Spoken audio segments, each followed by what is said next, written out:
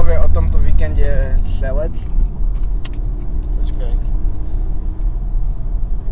No, mali sme stretnutie spolu s poľskými organizátormi a s českým kontingentom. A bavili sme sa o programe, bavili sme sa o mieste konania Jamboree.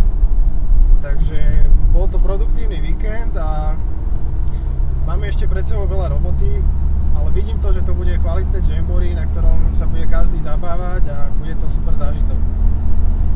Takže vidíme sa. Teraz Korbáčik, niečo?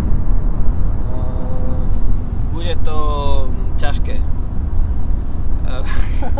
Bude to ťažké pre organizátorov, pretože my Slováci im nedáme dýchať. Budeme mať na nich vysoké nároky, pretože budeme chcieť, aby to bolo kvalitné, aby sme boli všetci spokojní a aby sme si odniesli toho čo najviac. Tak veríme, že nám v tom pomôžete.